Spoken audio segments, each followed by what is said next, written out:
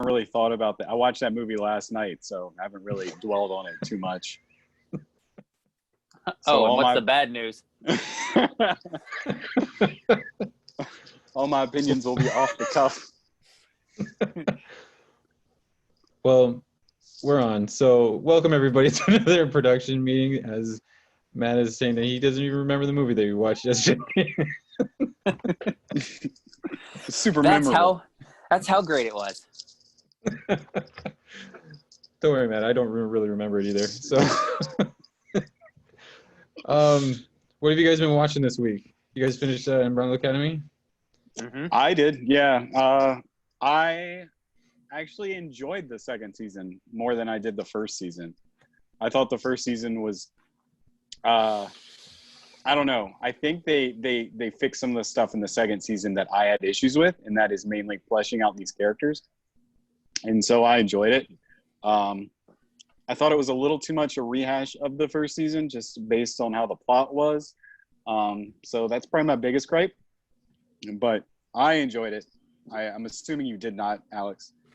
No, I thought the exact opposite. Well, I thought it was very much similar to the first season, like you said.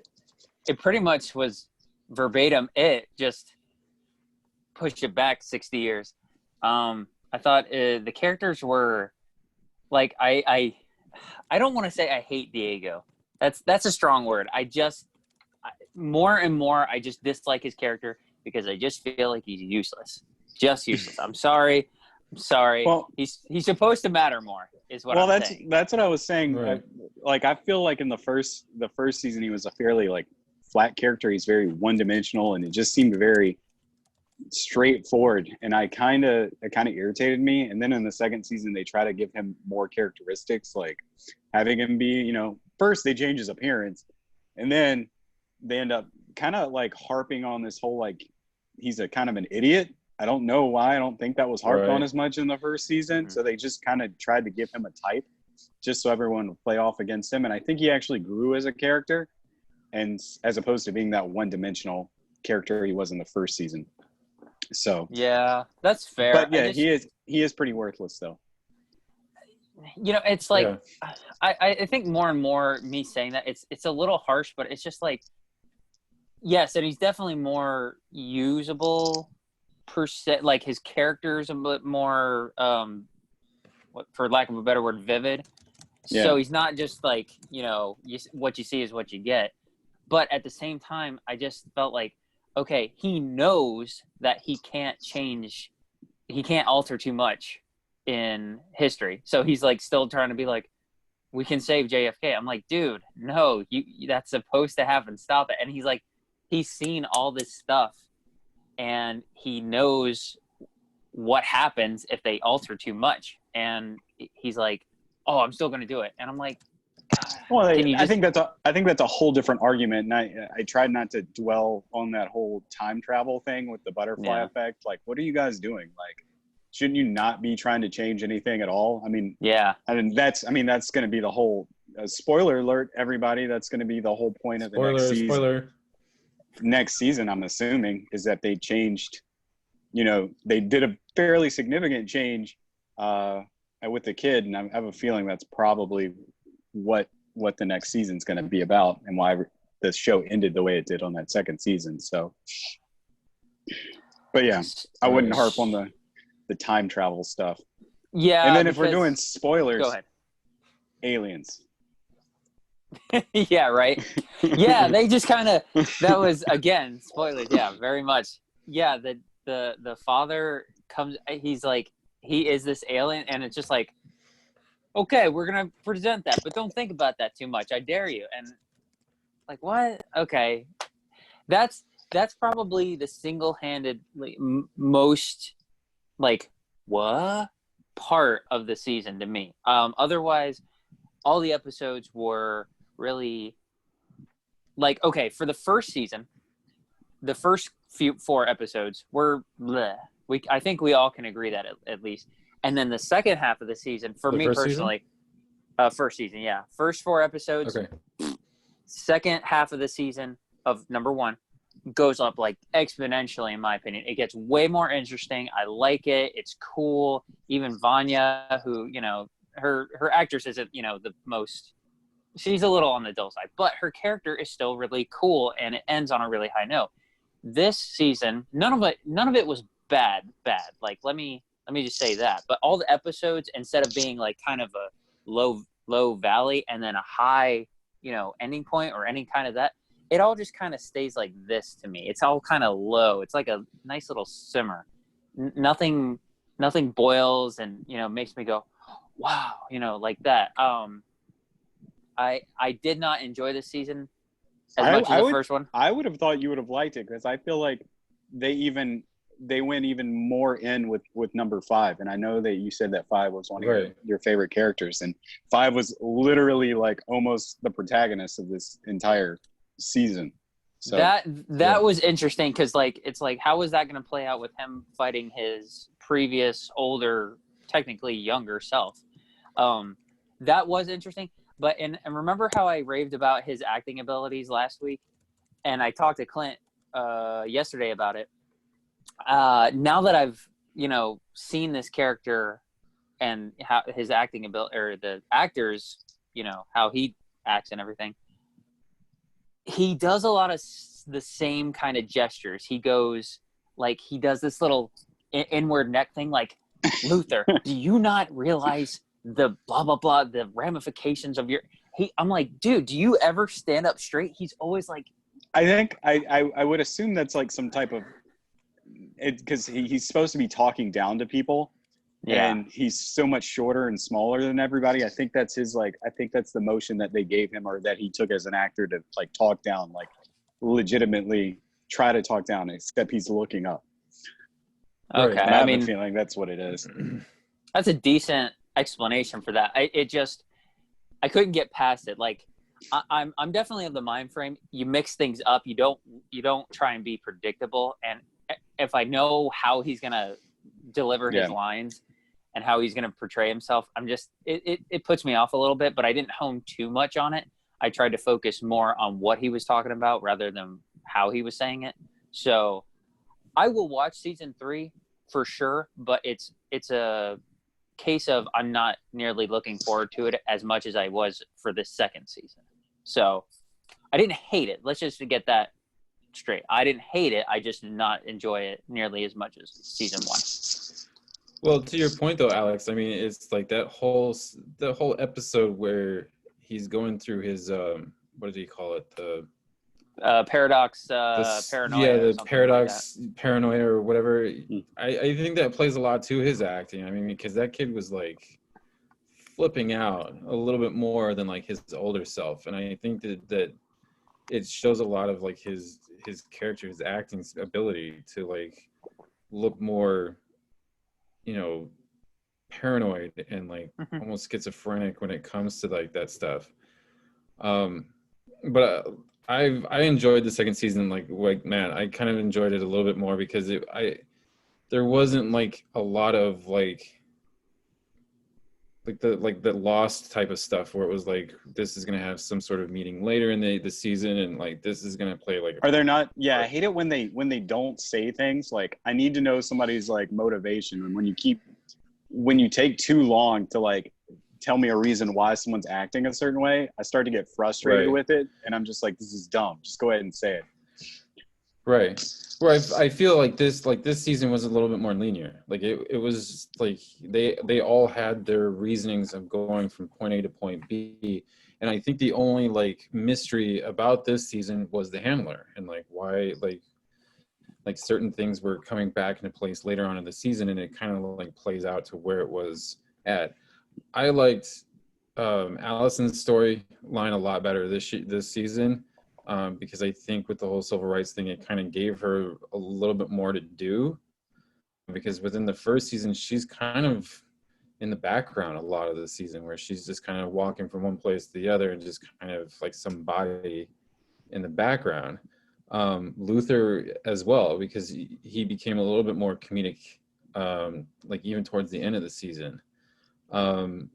Diego, I think that his like his story arc was kind of the same. It was just like, Mhm. you know, the first season he was trying to figure out like who killed his girlfriend or whatever, and this is like he's now trying to save the president, and it's like, Except okay, this time his but girlfriend's relevant. Yeah, right. yeah, exactly. Yeah, exactly.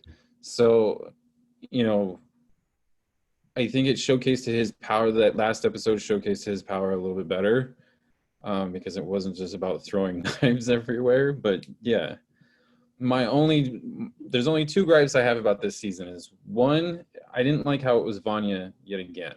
Like it was just like, Same. okay, you have 7 siblings, we can pick another one. Like She's gonna blow maybe up it in is the Diego. third season too. Yeah, exactly. And I will stop watching the show after. If it is her again, I'll flip out. But it's just like, you know, it should be like Diego or Klaus, because in the books it's Klaus. So like there's just so many other characters that you can pick from who makes this accident of like throwing them into an apocalypse. And two, what is her power? Like it doesn't really like kind of define what her abilities are. And I talked to Alex about this yesterday, where it was just like, I know in the books it's like from sound waves. Like if she has like I mean, some sort of that's what sound they say in the comic, or not in the comic, on the TV show. A few times. I don't know if they mentioned in the second season, but I definitely remember in the first season saying that she uses sound waves to create energy and then focuses it to, I don't know. It doesn't really make sense to me either. So somehow she can fly with this too. Yeah, apparently, I guess. So, but I like this season a little bit better than the last one. Yeah, watch the third season be. It's not her, but it's like the Vanya equivalent of this new, you know, this I don't new think family. So. No, I feel like it's gonna be, if anybody, it's probably gonna be Ben. So I feel like he's the only one that can really do it, or the kid that's grown up, the one that. Yeah, and supporting that, I think, since they were kind of trying to focus on him for the last couple of episodes, they're trying to focus more on him, or a character equivalent to him. Yeah. So. Right. So yeah, that's what we've been watching. Yay! Okay, well then let's head on to the news. So, I'm gonna start this off with our famous segment of why do we need this? So first off is Zac Efron to star in Disney's remake of 3 Men and a Baby. Why? Is he gonna play the baby? Leave it to Matt to ask the important questions. I'm on board with anything. Like, I'm sorry, Zac Efron is typically a hit with me. So, I mean, you know, he did this High School Musical. He paid his dues, but like his comedy is usually on point, I think. So, but like you said, why do we need this? I don't think anyone's clamoring for it. I don't think I've watched 3 Men and a Baby since the 90s. So, I don't know. That. And he wasn't even watching the movie. Yeah, for real. Who's in? I have a fun fact about that movie. I think that is Leonard Nimoy's first and maybe only directorial movie. You are correct. Yep. That's very much May true. he rest in peace. Oh, look at Alex with the movie facts. Good for you, sir. Is that what is that? Is it Ted Danson? I can't remember who's in this. Ted Danson, Steve Tom Guttenberg? Selleck. Is it Tom Selleck too? Uh-huh. Yep. Okay. I can't remember the third guy.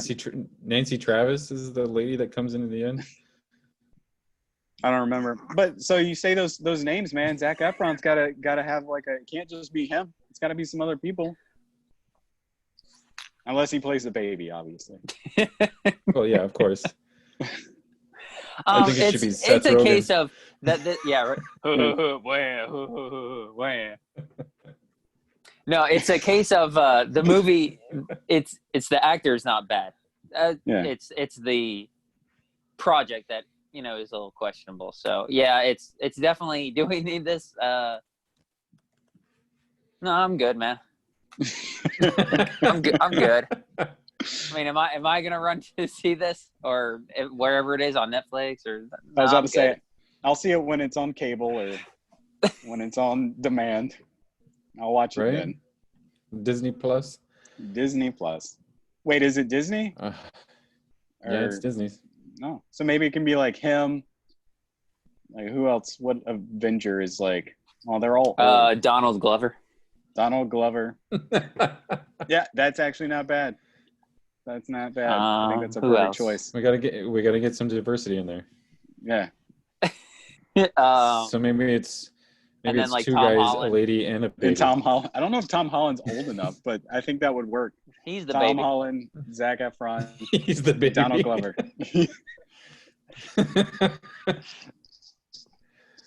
Oh, poor Tom Holland. Oh, Book it. Good deal. Book it. Yeah. All right. Where was it? Yeah. So it's for Disney Plus. Anyway, good for you, Zac Efron. Next thing, why do we need this? Saved by the Bell reboot is coming to Peacock, which I don't know if you guys know what this is. Apparently, this is NBC's streaming service. We're all going to have a streaming service for every single channel. So it's gonna be like 200. It's like, all right, man, I'm getting rid of cable. I'm Yeah, buying right. 15 different streaming services. And they're all going to produce their own crap. That's true. No, I think I have Peacock logged into my PS4. I definitely haven't watched anything on it, but I did look through it. I didn't pay for any of it yet because I get it through. I still have cable, so I get it through cable. But it's got commercials on everything, unless you upgrade. Right. But Saved by the Bell reboot. You should be jazzed about that, man. No. You think they're gonna bring Mr. Belding back? He's still alive? I think he died. I don't think he he died. Is it gonna be Principal Zach Morris? They would do something like that. Yeah, probably. They probably. Let's look this up. We don't know. We're asking all the questions we don't know. Well, no, because I know in the trailer, like Mario Lopez and Elizabeth Banks is in it, but I don't see. There's a trailer? Anybody else? Yeah, there's a trailer for it. Oh. So are they? Yeah. Maybe they're all going to be like teachers at the high school. Yeah, it looks like he was like the football coach or something. Yeah. He's Okay. So the series will center around a new group of Bayside students from overprivileged and working class families, among the latter of which are transferred to the school, part of a plan by now California Governor Zach Morris. Oh. Wow. Okay. It says that Elizabeth Berkley's in it. Sorry, I said Elizabeth Banks earlier. So Elizabeth Berkley, Mario Lopez, John Michael Higgins is the principal. I think that's Belding. I think that's his name. Who overtook Belding's role as head of Bayside. Nope. So no. Nope. Nope. Let's see. When John did the- Michael Higgins. When did the original series, like, when was its final season? Well, that's where it gets tricky because Saved by the Bell was high school, and then it went. Then they had the college years. Yeah, so it was 4 seasons and 86 episodes, and I think it went from 89 to 93. And then the other one, Saved by the Bell, the college years, was from 93 to 94. And then Saved by the Bell, college year. Season. the new class. Yeah, right. Yeah, and then the new class. So The new bells. yeah, the new bells. Okay. Is it really I only? could've- Wow, I could have sworn Saved by the Bell was on longer than 4 years. Or at least the original cast. By the original cast, I mean the ones who knew, because there was like one season where it was like different kids. It was like Zach and a bunch of other different kids. I can't remember. Screech might have been on that one too. I think a fun fact Belding is still alive. about I Saved guess by the he, Bell. I like, remember died. who is who's a Michigan coach? Jim Harbaugh. Mhm. He was when he was playing for the Colts. He was on an episode long time ago. Fun little fact. I don't know what it is with me today. I'm full of fun facts. It is fun It's all facts, good, sir. man. We love all the fun facts. Just don't let Matt tell him. Yeah. So we don't need another Saved by the Bell. So that's wrapping up. Why do we need this stuff? So next up is, speaking of Peacock, MacGruber is getting a series order at Peacock. No, that wasn't the end of the segment then. I guess not. All right. Well, I thought there was a MacGruber fan here, but apparently not. No, I'm MacGruber's fine, but Yeah. Will okay. Forte is good in small doses. Not Very small doses. Very small.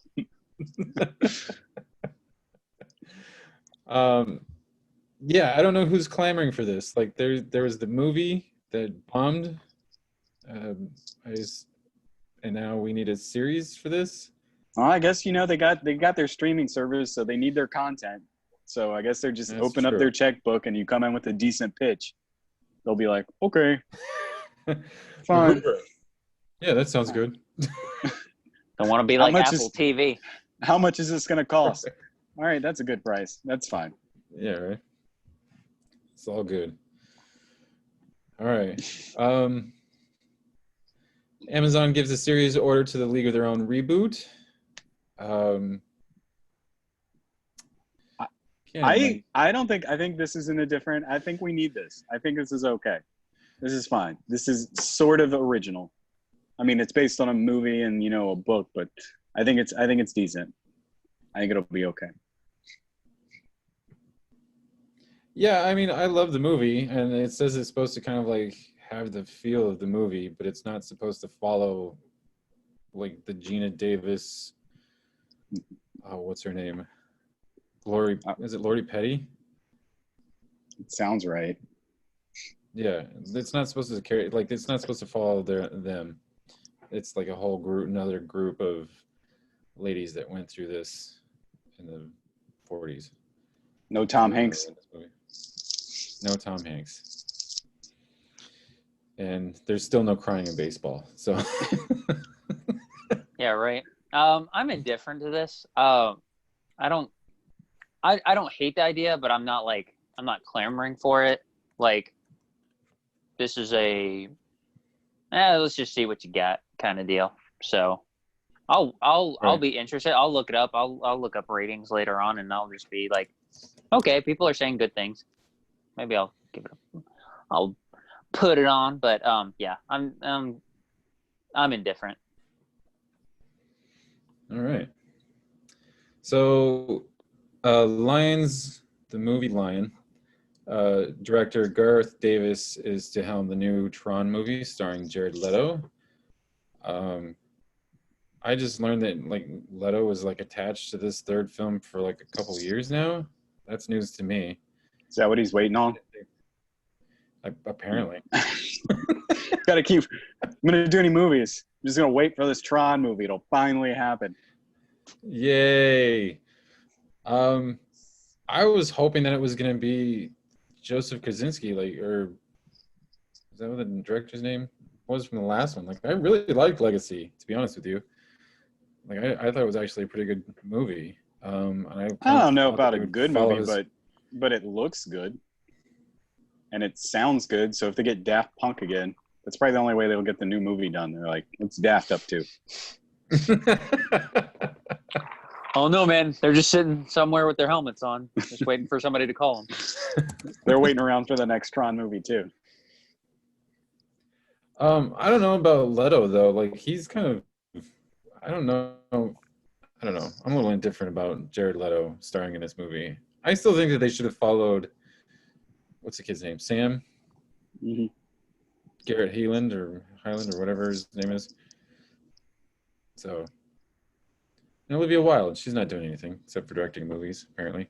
Yeah, she's a director now. That's what she does. She don't star in nothing. Mm-mm. Oh well. Okay, so Marvel Studios, their 3 shows are going to start up with production here pretty soon. They're supposed to start resuming filming in Atlanta here pretty soon. This is good news, at least for Falcon and Winter Soldier, because it was supposed to come out this month. Obviously, it's not. So hopefully, we'll get Falcon and Winter Soldier soon. Because I'm not sure if they had like any real major filming left to do. I thought that they were pretty much done. Loki's going to start back up, and Hawkeye's going to start. We're still not sure who's going to play Kate Bishop, his protege. I still want it to be Haley Steinfeld because she's pretty cool. But resuming on filming. Yeah. Yay. It's about time. We got to get that content out. Man. People need stuff to watch. You know what I had to watch Content. today? You know what I had to watch today? What did you have to watch today? Zookeeper. Not proud. I've gotten to the bottom of the barrel. trying to find stuff I haven't watched. I'm like, all right, let me suffer through this. There are regrets. There are regrets. Yeah. Yeah. Oh. So yeah, hopefully right. they get all that stuff made, and hopefully it'll be out Soon. soon. All right, are you guys Star Trek fans? Yeah. Not Alex that is it's shaking his bad. head. Not that it's bad. It's just not my. I'm good. I like those movies. I like the new movies, and I'll watch a Star Trek movie whenever it comes out. So, yeah. Well, the new Star Trek movies have been placed on hold from Paramount, so Boo. no new Star Trek movies. Sorry, Chris Pine. You're gonna have to stay in the DC universe for now. Well, I mean, that's good. I mean, they can't really like. That's a lot of money to be thrown around, and a lot of cast to like call up, and with the uncertainty of everything that's been going on, that it makes a lot of sense. So, I think the most interesting news that came out of that, because I did hear about that, is that they talked about. I guess they because Quentin Tarantino was putting one of those movies together, or at least trying to pitch one, and it was supposed to be like a gangster, like a 30s gangster movie. Yeah, I heard that too. Star Trek people. So I thought that was interesting. Yeah, I was kind of interested to see where Noah Wyle was going to go with it, because he's the creator or the showrunner for Legion, and like one or two of the seasons of Fargo on FX. Mm-hmm. So he's done some pretty cool stuff lately. But yeah, I was kind of interested to see what Tarantino was going to do. But those are on hold. Poor Star Trek. Suicide Squad game has been announced. I'm kind of stoked for this by Rocksteady. What do you guys think? I he just keeps shaking his head. Nah, I'm good. Oh, you're good? You're not excited about the Suicide Squad game? No, so you said it was Rocksteady? Yeah, not Bebop. Did they have any Shut your face. No, so I was thinking, I mean, if Warner Brothers has any say in it, and I mean, they could make it similar, obviously not in gameplay mechanics as the Arkham series, but you know, if they can make that really good, I mean, but they got Batman, so it's really good source material. But if they can make that kind of stuff, I mean, maybe there's a good nugget to be presented. I don't know. Let's put it this way. I'm way more excited for Marvel, the Avengers next month, than I would be about that. Have you watched any of the gameplay from that, the Avengers? Yes, accidentally, because 2 days ago there was something going on, and you know when one of those ads kind of catches you on YouTube, and it's like a minute long, and you're just kind of thinking, okay, and then wait, I'm watching an ad. I'm not watching what I'm supposed to be here for. So that's kind of what happened, and it looked incredible. I don't want to watch too much of it because you know you go in fresh, but I'm like, this game looks really, really polished, really nice. And the reason I asked you is because I'm not that excited. So I pulled up a Twitch stream like 3 nights ago, like the first night the beta got released, and watched people play for about an hour and a half. And it looked fine. They were all playing. Most of the people were playing like the tutorial at the beginning, and then they started playing like multiplayer missions. And the multiplayer looks pretty dope. It looks fairly fun. I think the gripe that most people had when they were playing it was just the frame rating and the motion blur of it looked pretty sketchy. But that'll probably be all fixed on the computer or hopefully the PS5. Because the only beta that was out was a PS4. Those are not necessarily good problems, but they are kind of good problems to have because those are quick problems, for the most part to fix. Those aren't like necessarily mechanical, or there's not like internal bugs where, the characters like, they keep going into T-pose or something like that. This is just, we need to get the processing up a little bit more. So if that's all it is, then I'm very hopeful for this game. I'm trying to go into it with, low hype, but at the same time, I'm like, it's looking pretty daggone cool. I saw a little bit of you play as Thor. That was pretty cool. And the Hulk. The Hulk was the first one I ever saw, and that one, that little gameplay. Oh man, I'm playing him first if I have any choice. It was what I thought was cool was like in the multiplayer, they had 4 people playing. And one of them was the Hulk, and then somebody was Iron Man, somebody was Black Widow, and somebody was Miss Marvel. No. Mm-hmm. Yeah, I think Miss Marvel. And it was pretty cool, like just how the characters, first, looked completely different, like size-wise, and then how unique each, I guess, the way they fought was. So I think they have something there, and I don't know anything about the single player. I'm talking strictly about the multiplayer. Like if they could keep adding characters like that and make them different, I think they would have something pretty, I don't know, spectacular, but at least fairly fun, and that people would keep picking up. So that's something that you could look forward to. Yeah, that's a huge part of games that incorporate a multiplayer.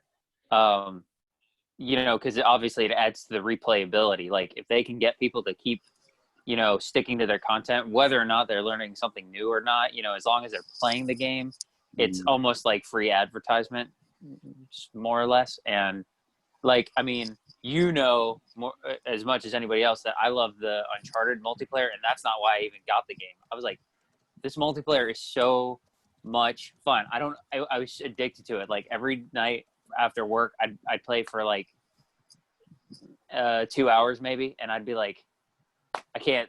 I'm like one more match, and maybe that can be like here too. But again, I'm not trying to watch any of it if I can help it. I'm just like, I don't even know the specific date it comes out. I know it's next month. I just don't know if I think it's like the 13th. I thought it was the 4th. Oh, maybe it is.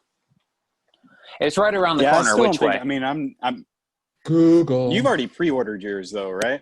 Mm-hmm. Yeah.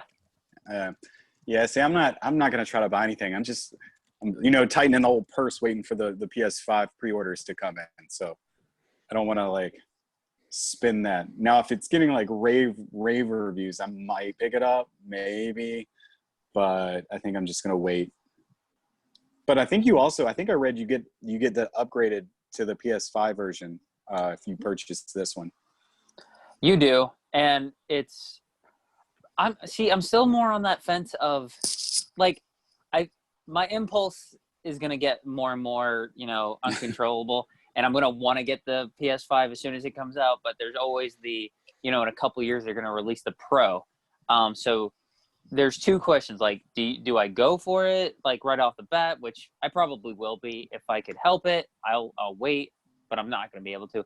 And then the second thing is, let's say there are those who get the game now, and they're probably not even going to want to do this, but when the Pro comes out in a couple of years, will they still get that upgrade? I think so, but at that point, who's going to even want to do it? Yeah. Yeah, it says it's coming out on the 4th of September. Oh, wow. There's a lot of stuff dropping on the 4th. There's the season 2 of The Boys. There's that. Yep. There's what? Mulan's coming out, even though I'm not paying for that. No way. There's all kinds of stuff happening on the 4th. You're not gonna pay for it. You're not gonna buy your Mulan. Mulan. $30 for, and I posted about this, for what is gonna be another mediocre live action. And I'll be on every live action. I enjoyed The Lion King. Other than that, and Aladdin. Aladdin was okay. I just didn't want them to ruin it. Other than that, and And then Cinderella. Those two. Cinderella was Those okay. and the Jungle Book. The Jungle Book was solid. I Oh, forgot, like the crap. Jungle Book's like Crap. Actually, that is a good solid one. The Jungle you Book. like over half of the live action remakes, man. Yeah, that is. When did? Gosh, that was like 2016. 16 or 17, yeah. Yeah. Yeah. Okay. I'm still not paying $30 for it. I can tell you that. You're like, there's no music in this one. There's no magical dragon. I'm not watching this. There's not even Chinese people. Yeah. I think they're all Chinese. Yeah, I was about to say, they're all Chinese people. So you think. That's the big twist. But no Eddie Murphy. Dang it, I'm out. Eddie Murphy was going to be somewhere in there. Maybe I'd pay the $30. But no. Well, I had an interesting thought though. Is like, even if you paid this $30, when is it going to be free? You know what I mean? So like, its initial release is on September 4th. How long after that initial release is Disney going to be like, oh, okay, you don't need to pay the $30 anymore? Now it's Probably not until February, I would guess. I would guess, yeah. Well, I was going to say at least 6 to 8 months, and I think that would be February. Yeah. February would be 5. So probably, actually, I'd probably bet around May or April. Unless the timing for it at a certain, like if putting it out for, Valentine's Day was going to help with subscriptions and such. But we're not even thinking about before that. It's even free. They're definitely going to lower the price of it. Like it'll be $30, and $25, then $20, then 15. So. You think? Yeah, definitely. They'll lower the price before they give it away for free. Mm-hmm. I was thinking like November because like you have to think like all these Verizon customers that got this for free are now going to lose it if they're not going to pay for it. And so I would figure that'd be like an incentive to be like, okay, so you could have paid $30 in September, and now if you pay for a subscription, now you get it for free. See what I'm saying? Well, I think that November time you're talking about, that'll be like probably the perfect time to maybe lower it, maybe about $5, maybe $10. So that I don't think you'll get it free then. If you get it for free ever, it'll probably be like we were talking about February, March-ish, somewhere around then. Right. Okay. Well, Knight Rider movie's coming from James Wan. We definitely need this. Yeah, Knight Rider. You should just incorporate into the Fast and Furious movies. Oh, Lord. There's going to be a crossover, man. I can sense it right now. Yeah, then the car can tell them when to stop for gas. Not one single time have they ever stopped for gas. Yeah. Never. Never. Oh, well. They have solar panels. They're solar cars. And they have like 20 shifts. Maybe it's all the gas in Vin Diesel's head. Yeah, man. They don't run on gas. They run on diesel. Matt, I need you to leave now. Too friggin' clever. Too clever. All right. Going back to Disney Plus, an X-Men series, animated series is in the talks, a revival of the X-Men animated series. I definitely want this. I'm a huge X-Men fan, as from the Umbrella Academy, as you guys can see. Mm-hmm. What do you guys think? I think that's I'm not personally excited for it, but like I remember watching a few of those as a kid, and I know that a lot of people like like yourself and Ashley, like there are a ton of people who are like them represented it in that animation back in the 90s. A lot of people regard that as like one of the best, if not the best representation of it, of the X-Men. So I think that this is, yes, that this is a win, assuming that it doesn't get botched horribly. This is a win. That's too good a project. Right. I mean, like you had X-Men Evolution, which was a little too childish, and then you had Wolverine and the X-Men. That was like another animated series that was kind of it was okay, but it wasn't taken seriously. So there's only like one season of that. So I think if Disney Plus does it right, like this could be probably pretty big. And if they mess it up, somebody will reboot it and redo it again in 5 years. So it doesn't matter. Poor X-Men. Also, I would like to announce that Tampa Bay just beat the Columbus Blue Jackets in the 5th overtime. So 3-2. Yeah. Phew. It's like 2 games in 1, 3 games in 1. Okay. I forgot this in Why Do We Need This segment. A My Spy sequel is possibly coming. Yeah, in about 5 years after they've started production, like after they finished production. They've already got the posters printed out. It just says coming soon. Yay. Poor My Spy. I mean, My Spy. Just make it a franchise. Let's let it go. We'll just keep doing it. Dave Bautista can keep getting the check. That kid can grow up and not do anything else. Yeah. Let's keep going on. There you go. No, please don't. All right. So the next 2 things is kind of intertwined. Halo Infinite has been delayed until 2020. So any Halo fans out there, you won't get a new Halo to game win? I was gonna say, 2021. Isn't that now? 2021. 2021. That's what You're I said. not gonna get it until now. Sorry. That's suckers. They should have been like, they should have phrased it as Halo Infinite has been postponed indefinitely. Right? Oh, dude. Everybody's a comedian. So, Halo fans, 2021 is when your next game's coming, which goes into the next bit of news. Xbox Series X has an approximate November release date. They said it's sometime in November this year. We can all probably assume That's it's when they're going to be both Black saying Friday. Yeah. Right? It's a game of chicken at this point. It's who reveals their date and price first, so then the other person can undercut them. That's literally what they're doing. Right. They're going to undercut them by like $3. Yeah, really. Oh, yeah? Well, you heard that the PlayStation 5 is going to be $500. We're going to be $487.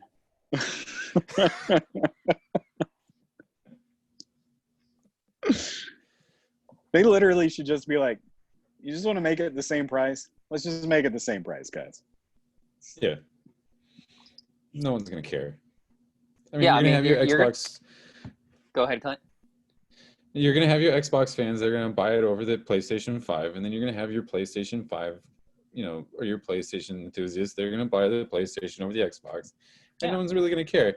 Unless you're like me, where it's like, okay, well, I'll buy one first and then wait like 2 years and then get the other one because of all the exclusives on either system. So, yeah.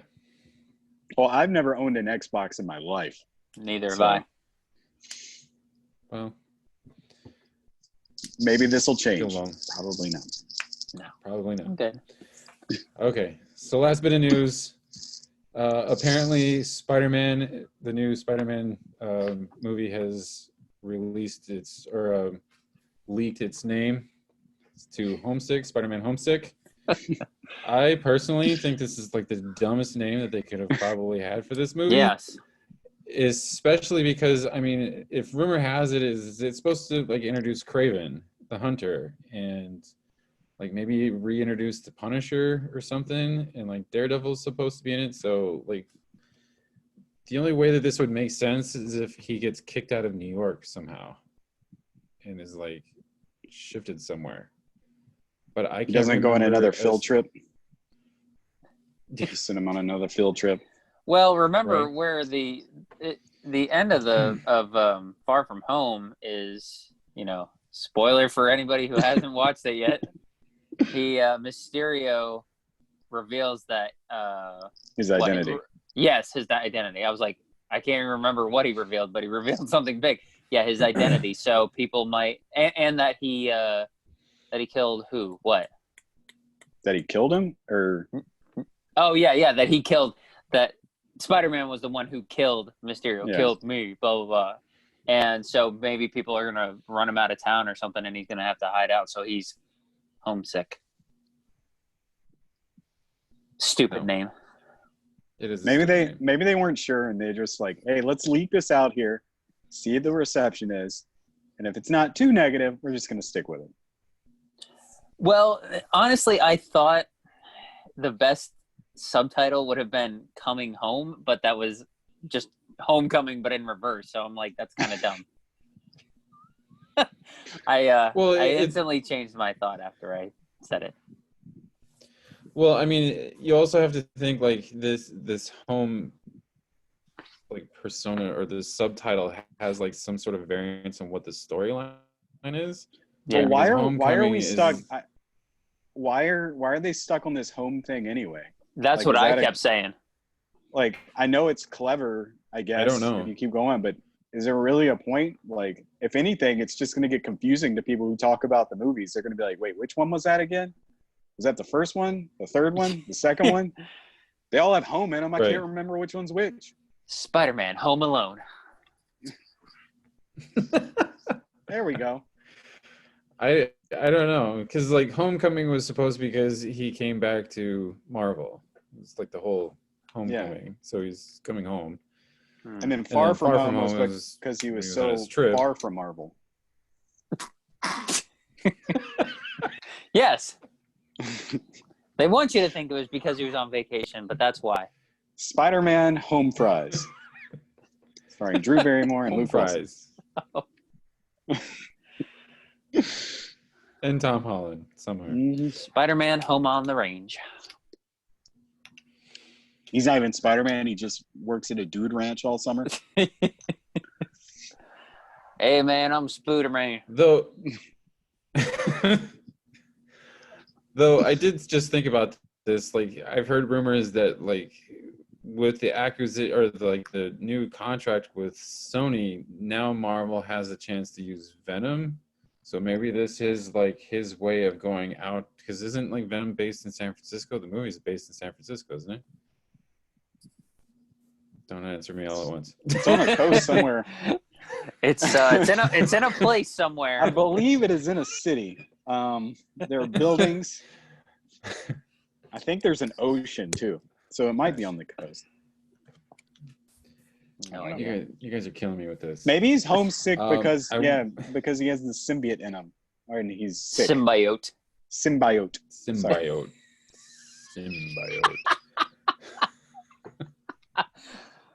It's Matt's favorite part of that movie. Symbiote. Symbiote. You're just doing it just But anyway. to do it now. So maybe they like kick him out to like San Francisco and he meets up with Tom Hardy's Venom. I don't know. But And they have a good time. it's They hang out, Yes, they- play video games. It's San he's Francisco. homesick Yeah. in San Francisco. I could have swore that's where this movie takes place. I didn't like Venom Playing anyway. playing so- video games with Venom. Man, I'm homesick. I'm gonna go home. You can never go home. All right. Well, that was the news. Unless you guys have anything else that I missed. Take a quick glance. Apparently, there is going to be a John Wick 5. And the sequel is going to be shot back to back Yay. with the fourth installment. How excited are we for this? Is that a I'm rumor or is that for stoked. real? That's for real. That's for real. Wow. Okay. I'm like, not that I love John Wick 3, and I'm like definitely looking forward to. Is there a subtitle for 4, or is it just called 4? I don't know. I just read that headline that they were going to shoot 4 and 5 back to back. Well, either way, I'm excited. That's good. It's good news. I don't know how many more things he can shoot or be like shot. Like at some point it's kind of like Fast and the Furious. Like at some point there's just going to be like, it's going to get too ridiculous. It's already ridiculous, I guess. Yeah, he's gonna be like riding a burning horse while getting shot down a pyramid, jumping onto a crashing boat and then he, gets a couple cuts. Is he gonna go to space at some point? Is he gonna like? Is he going to like the Antarctics and like fighting a penguin? I don't know what he's doing. Fighting the penguins? I don't know. Fighting the penguins in space. Is he gonna go to Jurassic Park and have to like shoot up some dinosaurs?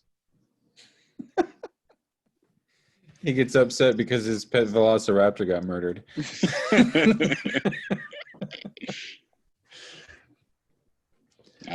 I don't know. I'm down. I mean, I like all 3 of those films. I don't care. They're fun. Yeah. It gets gradual for me. The first one I thought was okay. I thought it was a little too simple in the story. And then the second one was definitely better. And then I loved Parabellum. Absolutely. Like, I was like, I can't buy this movie fast enough. So I'm definitely looking forward. So maybe they can keep that upward trend going. Plus the TV show. So. Oh, there's a TV show? Yeah, they're coming. Stars is developing a TV show called the Continental. I think that's the name of it. The John Wick Chronicles. No, it's supposed to be based inside that hotel, and it's supposed to. From what I'm gathering, it's supposed to be like an anthology series where it's like each season is supposed to follow like one of the assassins that enters into this hotel, or each episode is like a different assassin. I don't know. Yeah, I think. Did you share that on the page? Probably. Okay, because now that's starting to ring a bell. But when you first said it, I was like, oh, that's pretty interesting, and I think I said the same thing. I think it's it was fun. mentioned I mean, before. I think the whole John Wick world is, as long as everything can stay like canon, I think that would be pretty interesting and pretty fun.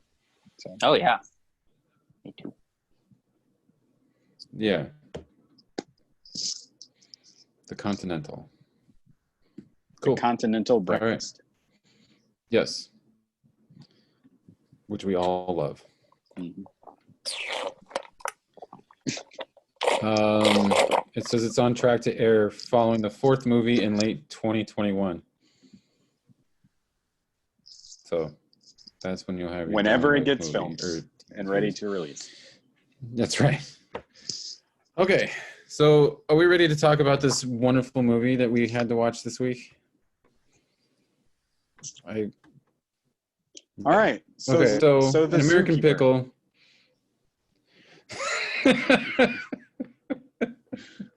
Just kidding. Read the synopsis. Alex is excited. Hello. I will read. Actually, I should probably start doing that. So, we watched An American Pickle. That stars Seth Rogan in 2 separate roles. The new release from VeggieTales. Yay! And we got a show for you.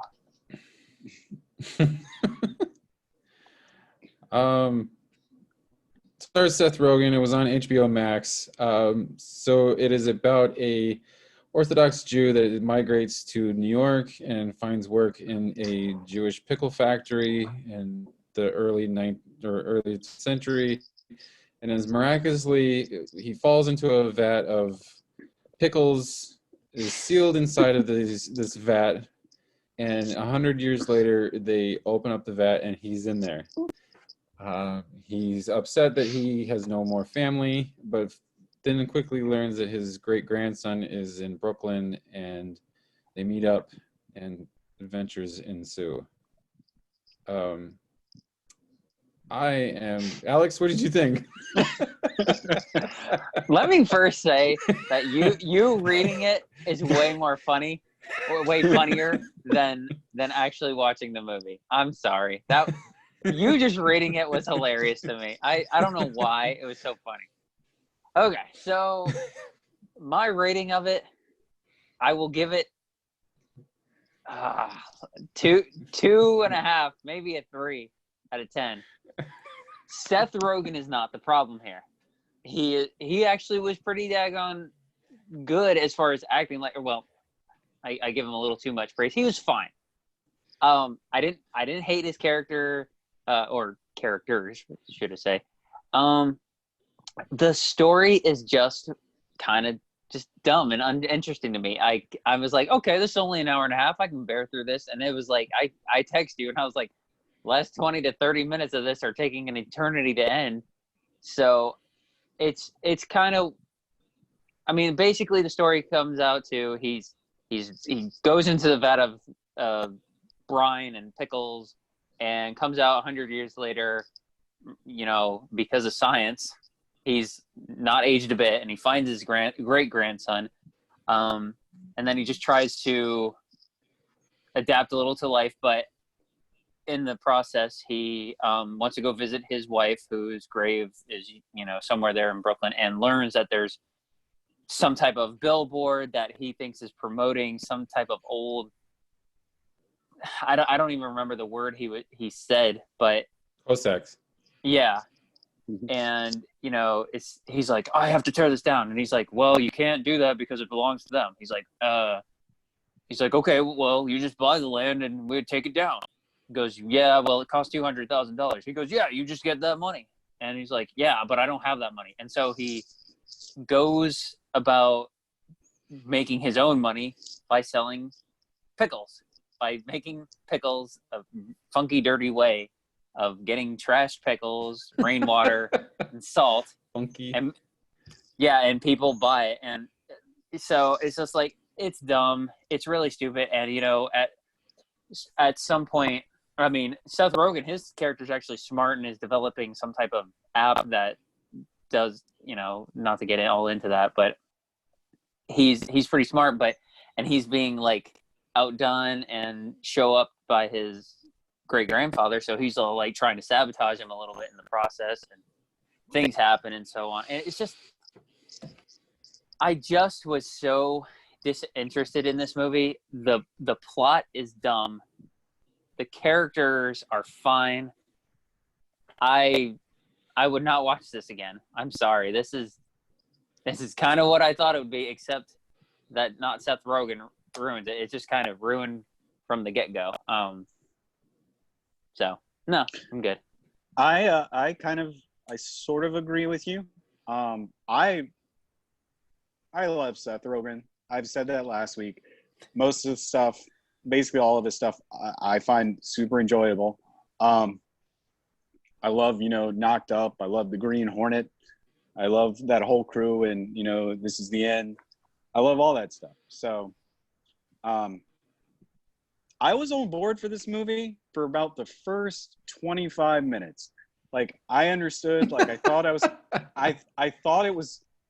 I thought I was gonna get, I feel like, more of a drama than like a comedic drama. When they had the scene where they explained how he got trapped in the pickles and time passed, I was like, oh, this is the kind of movie we're in. That's funny. We're not even gonna we're not even gonna worry about this. That's fine. My point, what turned it for me, was when the main plot of the movie went from these generational figures, coexisting together or living together, which I thought the movie was going to be about, to them feuding with each other. I thought it took I wasn't a fan of that plot.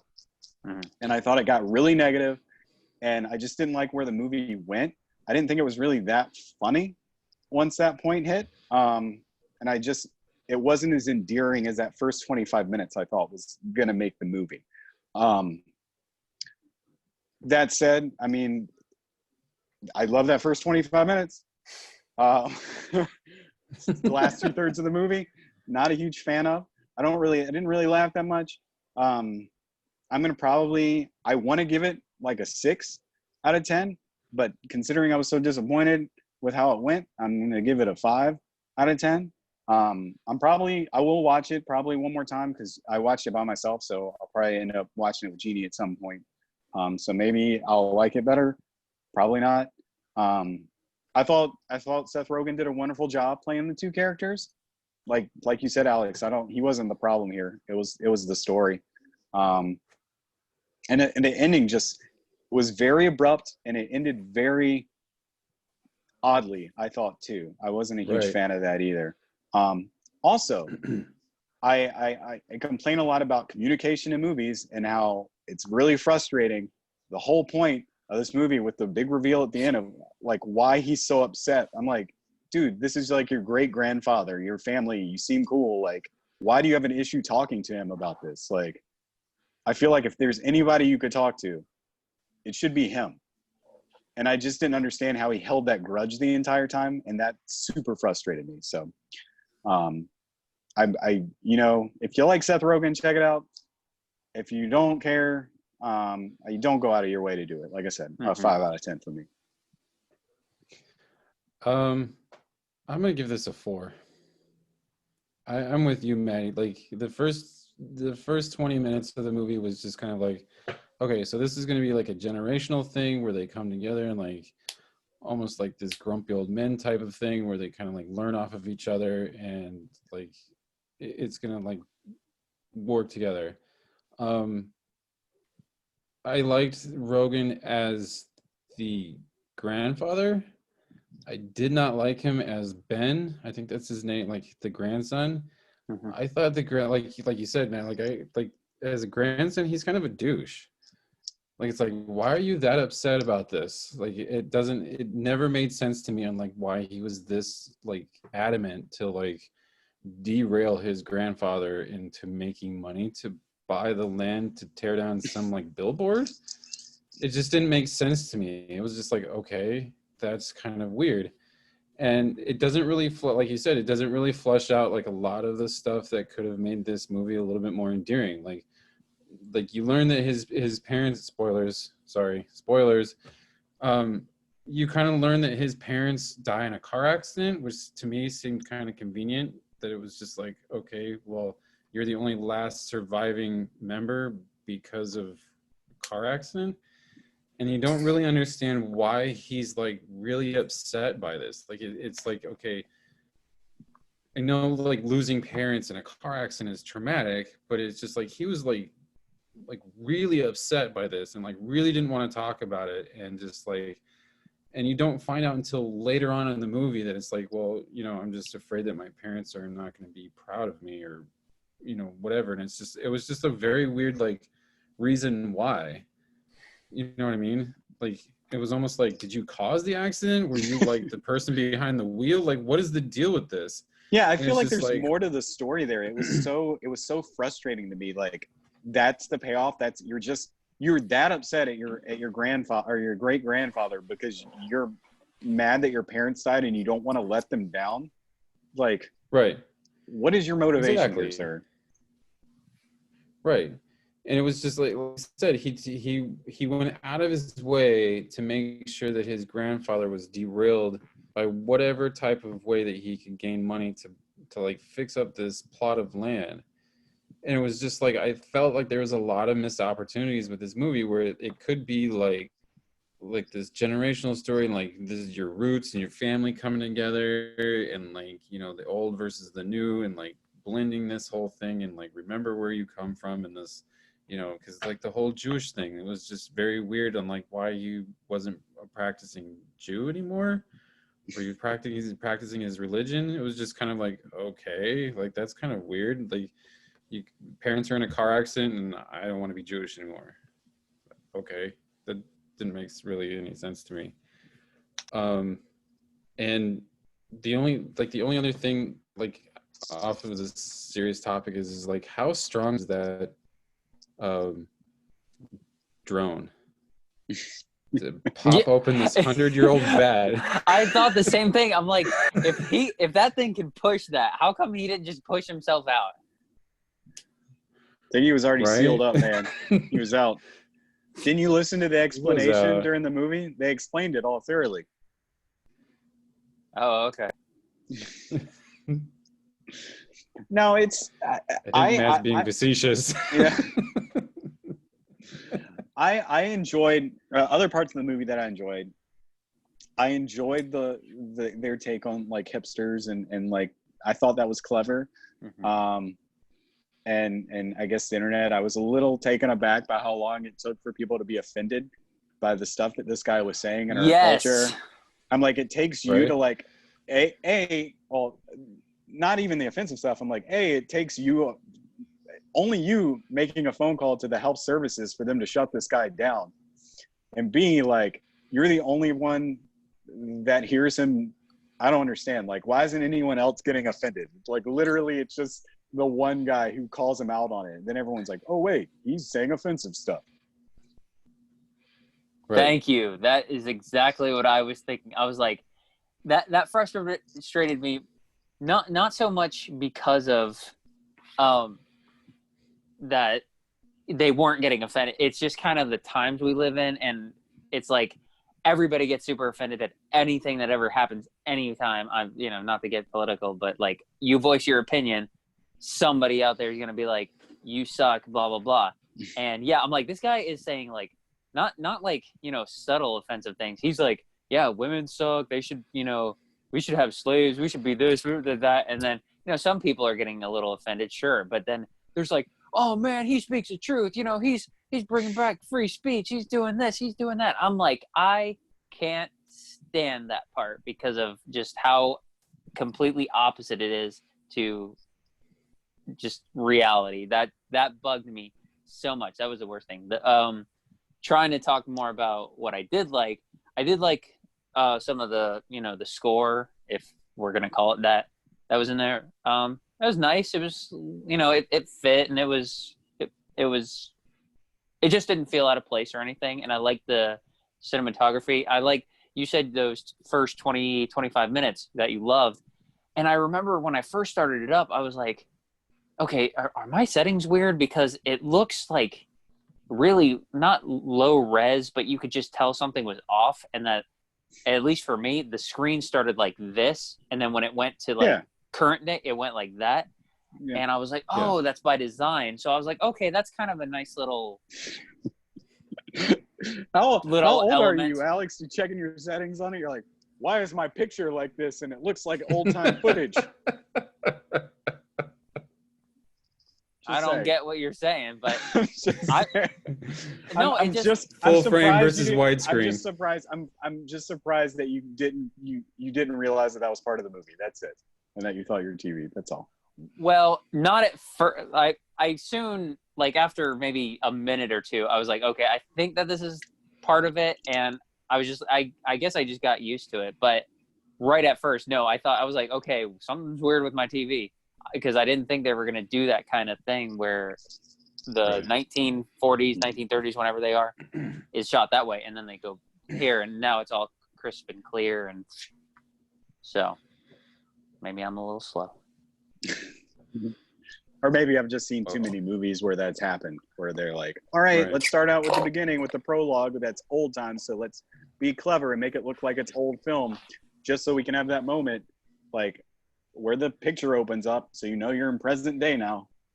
So it's a little bit of a trope. I don't know. It just frustrated me so much, man. Like, I was ready for this kind of, like, you say grumpy old men, but I was like, I just wanted them to, like, coexist together and live together. I didn't want them to feud the entire movie and, like, be so vicious to one another. And the sad thing is, like, the grandfather character, I mean, he wanted to prove himself. He wasn't even really, like, he said offensive things just because he didn't know they were offensive. But he was just trying to prove himself. He wasn't trying to be mean to his his great-grandson. Great-grandson was actually trying to be, like, super saboteur. So yeah, I agree, man. Like, it just didn't seem like it. I wondered why, like, he was like so out to get this, like, his grandfather for some reason. It was just kind of like, okay, like, that's kind of weird. Like, why would you want to do that to your own family? Like, you'd think that the guy, obviously he's traumatized by his parents' death and he doesn't want to fail them. And of course he's, spoiler, secretly named his app after his parents, which, is why it's such a big deal to him. But like, you'd think he could bond to like his great grandfather who suffered basically the same tragedy, realizing that all the people that he's known are dead. Like the one girl he's ever loved is dead. Like, you think they'd be able to bond over that. But no. Right. No. Not at all. Oh, well. American Pickle 2. The Brine Stone. Brian Stone. Nice. Nice. All right. So can you make pickles from trash? Can we go out and get some jars and some salt and just make pickles in the sun? Only if you'll be the first one to eat one. Also, since you brought this up, like, how often does it rain in Brooklyn for him to be making pickles like that all the time? And how often does it rain 8 inches? Right?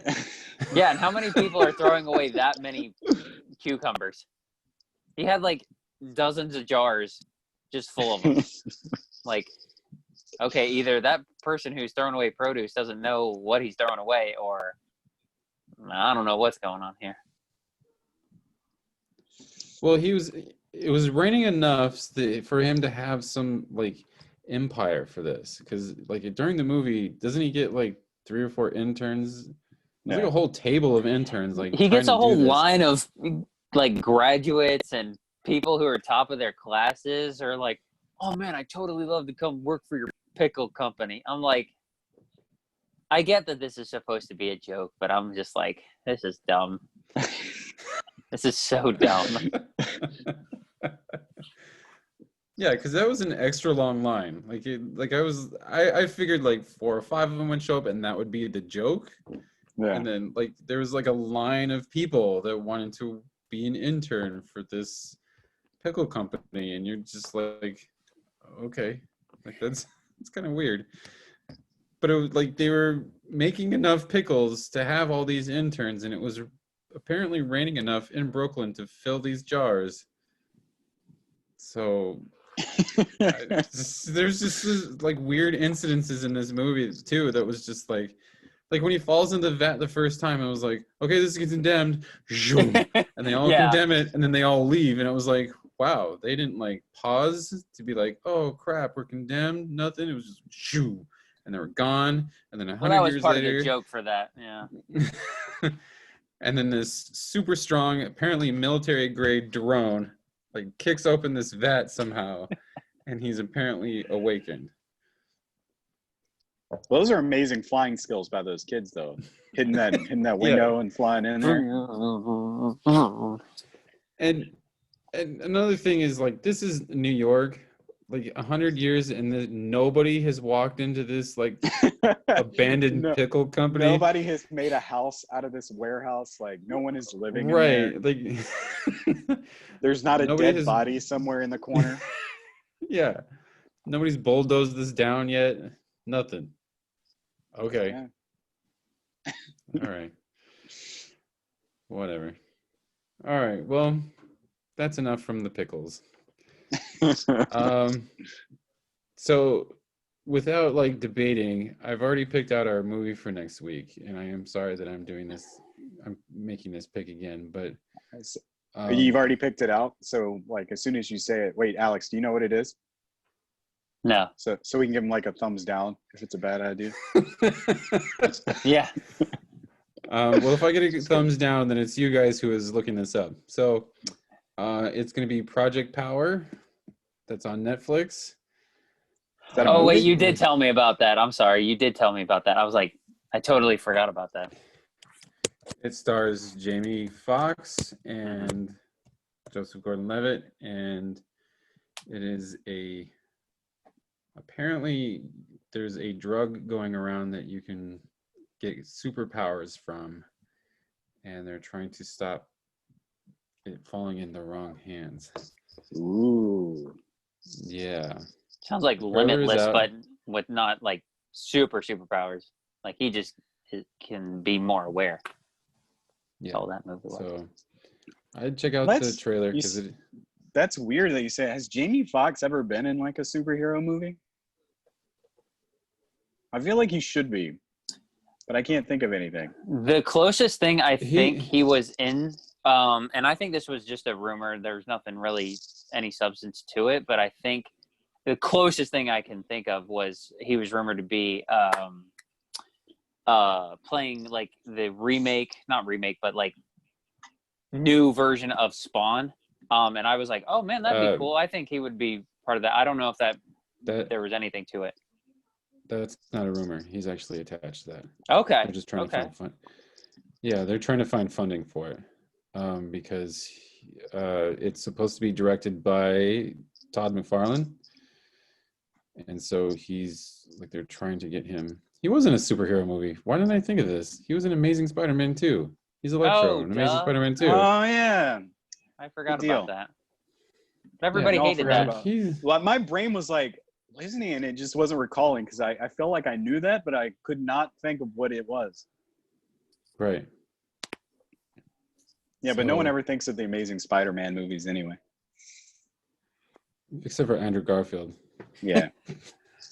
Aw, poor Andrew Garfield. It wasn't his fault. He was a good Spider-Man. He was a good Spider-Man. He was a good Spider-Man. He was. A lot of people say that it's like Tobey Maguire was the perfect Peter Parker, and then Garfield was the perfect Spider-Man, and then Tom Holland's kind of a nice blend of them both. I get that. I can agree with that. Yeah. I liked Andrew Garfield as Spider-Man, but it was never meant to be. Of course, unless you count Miami Vice as a superhero movie. No? Nobody? Always. Every time I watch it. Because he's Tubbs. Good old Tubbs. It's rude. Don't make fun of Jamie Foxx. Oh, and he was Little John too. So I mean, he's like Little John is kind of a superhero, right? He's like a hero to me. I heard that Robin Hood sucked though. Yeah, I did too. I remember that got huge amounts of hype, and we had like tons of posters for it at the theater. But yeah, no, it was not good. No, it's pretty bad. I just looked up that movie. It looks fairly okay. It has Joseph Gordon-Levitt, like you said. So I'm sure down for that. It's not horrible. It is not horrible. Fast forward to next week. That movie was horrible. You guys are total liars. Well, whatever the case is, I'm just happy I don't have to pay for Clint's HBO Max since I was the lowest rating. That's true. That is true. Good thing you remembered. I would never have. He was taking that seriously, man. He was like, oh, God. I better throw a low number out there, man. I better not say a 6. Oh, well. Goodness gracious. All right. Next week, Project Power. Jamie Lee Foxx, Joseph Gordon-Levitt. Oh, man, I watched Project Runway.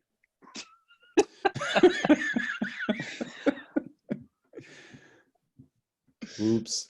Project Runway. With Heidi Klum. Is it a superhero movie? Yeah. Like 15 seasons. I'll have to get on that. So, you guys have anything else? No, man. Oops. No. All right. Well, till next week, Project Power, Jamie Lee Foxx. Hopefully we'll be finishing up some like. Oh wait, Alex, didn't you finish The Last of Us? Oh yeah. Oh, I mean, I could give a little bit of my. I couldn't give my full review without giving away spoilers. So I mean, if you guys want me to, I will. Can't do semi-spoilers. Spoiler light. Okay, so yeah, maybe I can. If I feel like I'm gonna reveal something a little too much, I'll be like, you know what? No, I'll just save it for I'll let you guys borrow the game sometime, and you can, if you want. So I don't like where the direction of the game went. I'm going to just flat out say that this game makes you not feel any part good. There's a lot of bad stuff, a lot of, I was listed off like 7 things the other day. I'm like, this game does this, they kill off this person, they do that. And then even the person who you end up like ultimately finishing the game as, you don't feel any good about the journey that you went through. And I mean, why you started it, and then the end result, there's hard choices, and it just is like, it feels like you're being punished for playing the game. It's like, hey, you thought about having a good time?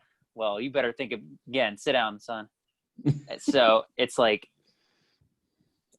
it's definitely darker than the first game. The first game is just, for the most part, killing these not possessed people, mutated people, and then some type of organization being the Fireflies.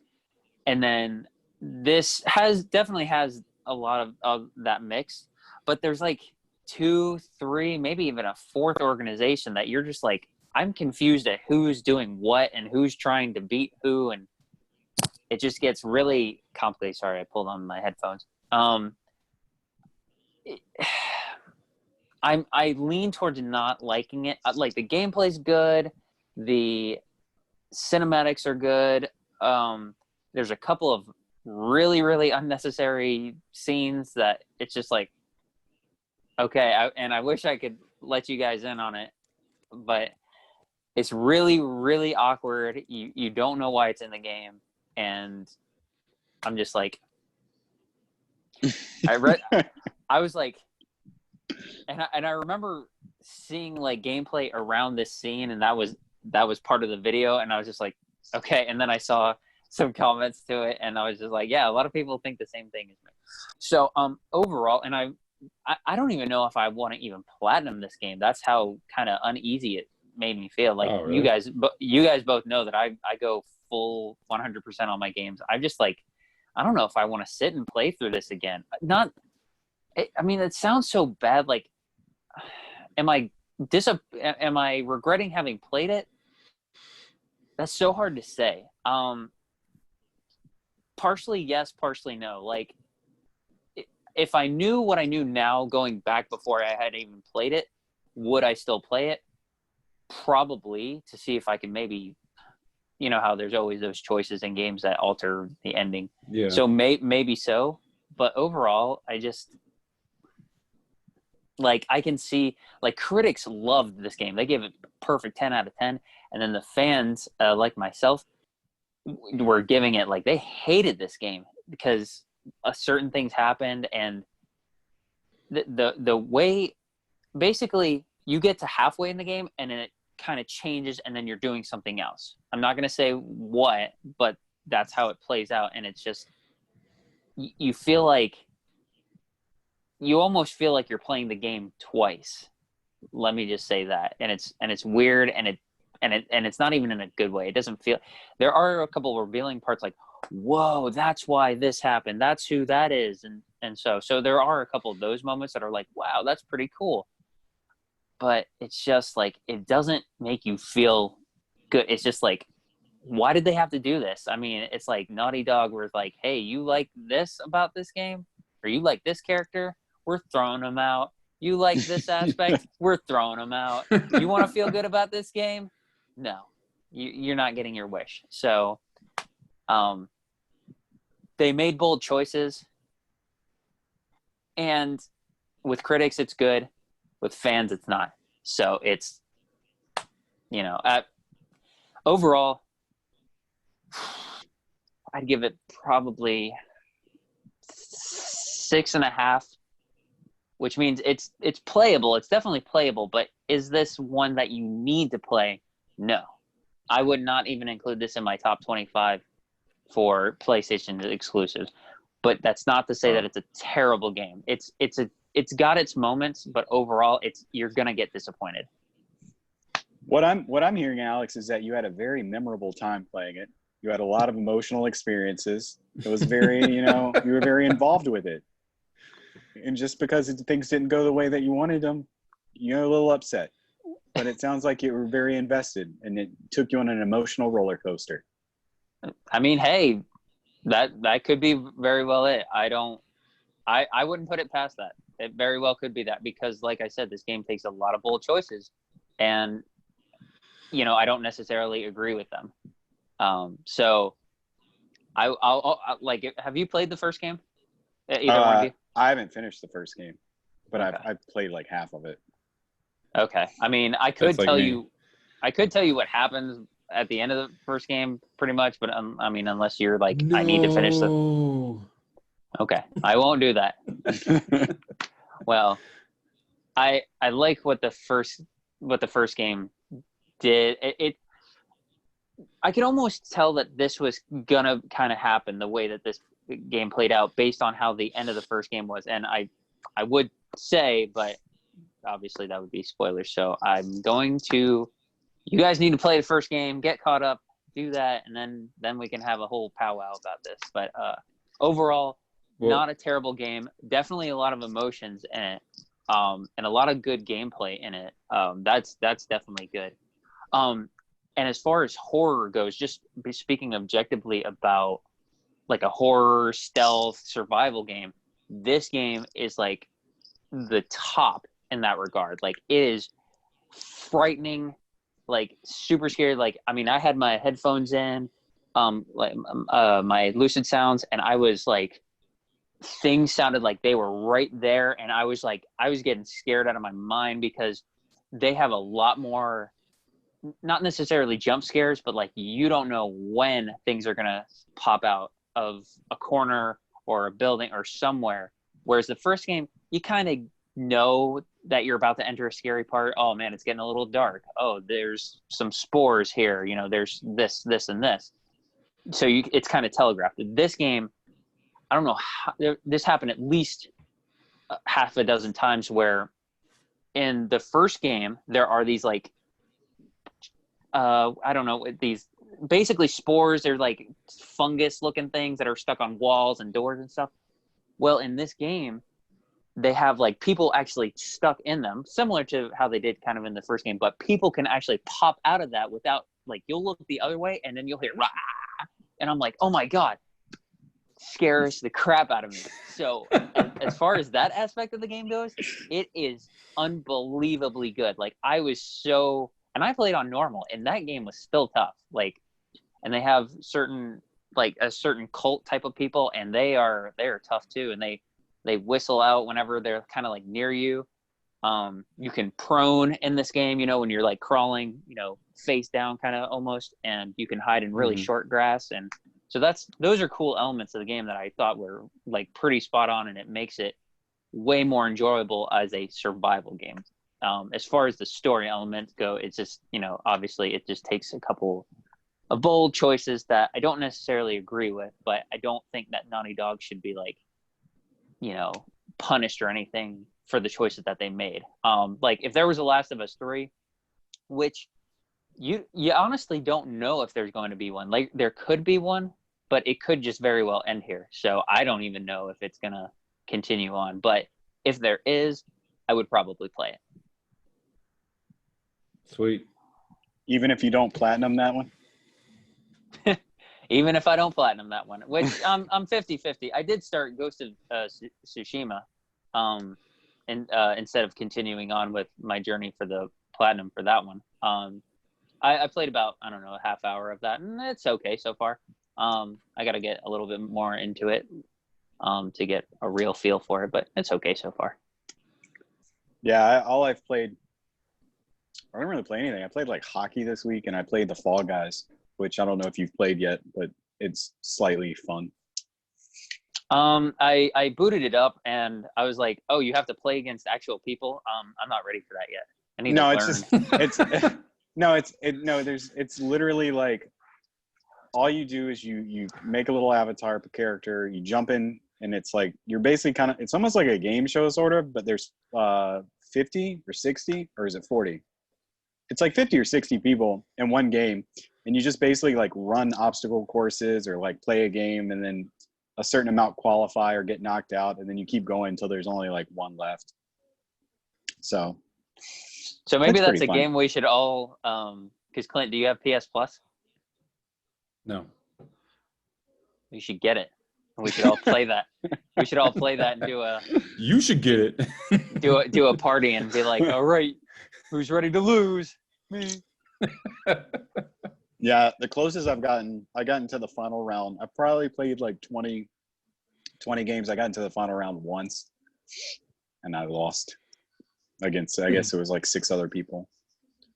But. Well, I've been chipping away at Horizon Zero Dawn, so. How's that coming along? I like it a little bit better this time around because I'm not gonna lie, I put it on easy so that I could like actually play it. I've got. Oh, sorry. You go ahead, man.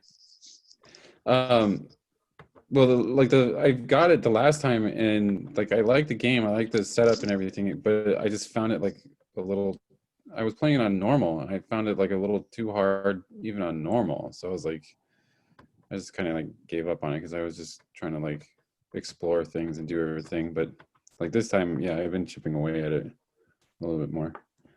Yeah, I've got mine. I think it's on normal. I don't know. It seems I might have put it on easy. I really don't recall, but it seems easier this time. Maybe I'm more focused on it.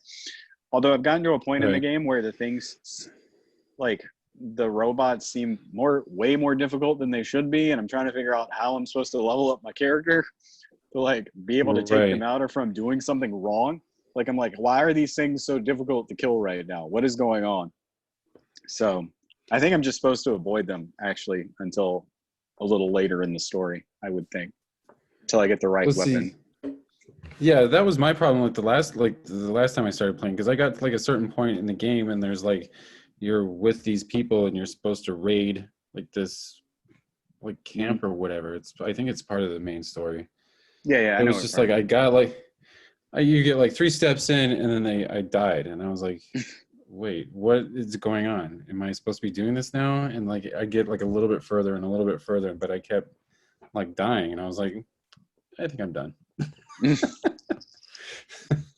Yeah, I remember in that game there's like a really early point where it's like you have to defeat, I remember like one name of a machine. It was like a bellow back, but I know that wasn't this. It was like a razor head or something like that. Something that kind of looks like not a wolf, but something pretty tough, like right off the bat. And I'm like, I remember saying, God, this thing's hard as crap to take down. It was probably the sawtooth.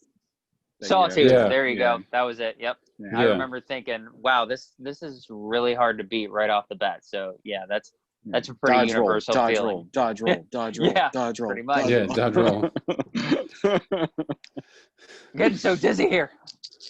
Yeah. So. All right. Well. All right, guys. Well, Project Power next week. Alex is super excited about this yet again. I actually am excited for this one. Like this one seems like legitimately like something I would want to watch. Not American Pickle. What about an American Pickle Goes West? Right next to Five. All right. We'll see y'all next week. Deuces.